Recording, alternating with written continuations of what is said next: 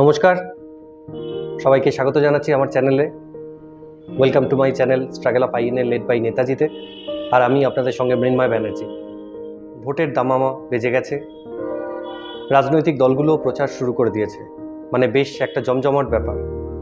আর সেটা হওয়াটা খুব একটা অস্বাভাবিকও নয়। পৃথিবীর বৃহত্তম গণতান্ত্রিক দেশ, তো সেখানে এটা হওয়াটা খুবই স্বাভাবিক বিষয়। আমি কিন্তু কোনো রাজনৈতিক মানুষ নই, একজন অরাজনৈতিক সাধারণ মানুষ। আর পাঁচজন ভারতীয়র মতোই নেতাজি সুভাষচন্দ্র বসুকে ভালোবাসি, শ্রদ্ধা করি এবং নেতাজির বিষয়ে চর্চা করি। এছাড়াও ভারতের স্বাধীনতা সংগ্রামের ইতিহাসে যে বিপ্লবী আন্দোলন, সেই বিষয়গুলোকে নিয়েও চর্চা করি এবং আপনাদের সামনে বিভিন্ন তথ্য তুলে ধরার চেষ্টা করি। যাই হোক, মূল বিষয়ে আসা যাক। নেতাজি সুভাষচন্দ্র বসুকে আমরা সবাই ভালোবাসি, শ্রদ্ধা করি এবং নেতাজিকে আমরা হৃদয়ে রেখে দিয়েছি। কিন্তু ভেবে দেখুন তো, স্বাধীনতার এতগুলো বছর পরেও নেতাজি কি জাস্টিস পেলেন? নেতাজির প্রকৃত সত্য কি সামনে এলো? স্বাধীনতার এতগুলো বছর পরেও নেতাজির জন্মদিনটাই জাতীয় ছুটির দিন হিসেবে ঘোষিত হয়নি। নেতাজিকে নিয়ে এক বিরাট আবেগ আমাদের মধ্যে অবশ্যই কাজ করে। রাজনৈতিক দলগুলোও প্রতিশ্রুতি দেয়, সরকারও চেষ্টা করার কথা বলে, কিন্তু ওই আবেগ নেতাজি জয়ন্তীতেই অর্থাৎ 23শে জানুয়ারিতেই আটকে আছে। আপনারা সকলেই জানেন, নেতাজি অন্তর্ধান রহস্যের কিনারা করার জন্য সারা পৃথিবীতে প্রায় 1 ডজন কমিটি বা কমিশন গঠন করা হয়। এবং আপনারা অনেকেই জানেন, ভারত সরকার 3টে কমিটি বা কমিশন গঠন করেছিল নেতাজি সুভাষচন্দ্র বসুর অন্তর্ধান রহস্যের কিনারা করার জন্য।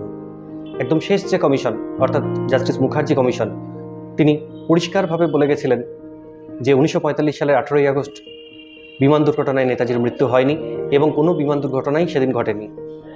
কিন্তু তদানীন্তন সরকার এই রিপোর্ট পেশ করা মাত্রই খারিজ করে দেয়, অর্থাৎ নেতাজি অন্তর্ধান রহস্যের সত্য সামনে আসার আবার সেই অন্তরালেই চলে যায়।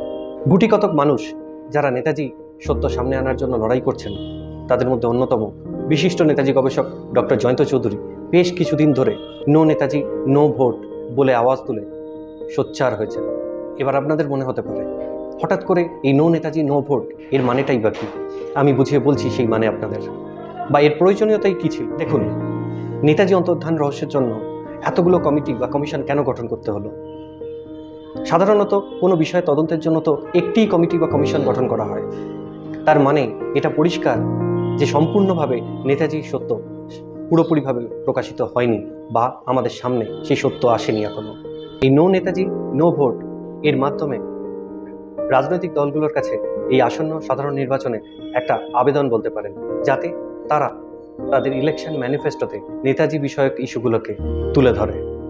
এবার আপনাদের মনে হতেই পারে যে ইলেকশন ম্যানিফেস্টোতে এলেই কি সব কিছু সমাধান হয়ে যাবে?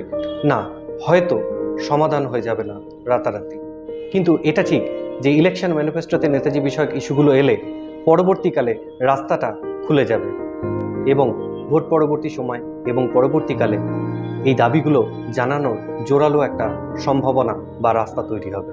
আশা করি আপনারা সকলেই সহমত হবেন আমার সঙ্গে।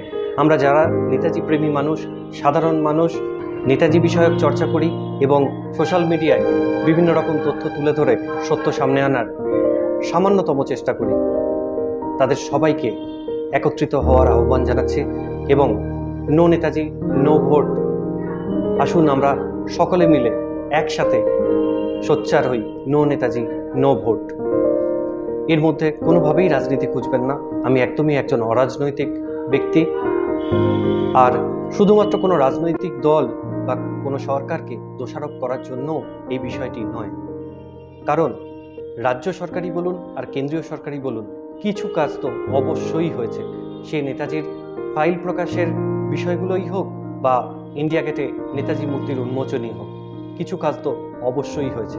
কিন্তু তার মানে এই নয় যে নেতাজি রহস্যের সম্পূর্ণ সত্য আমাদের সামনে এসেছে। তো চলুন আমরা সকলে একসাথে সোচ্চার হই নো নেতাজি নো ভোট। সকলে ভালো থাকুন, দেখা হচ্ছে পরবর্তী ভিডিওতে। জয় হিন্দ, বন্দে মাতরম।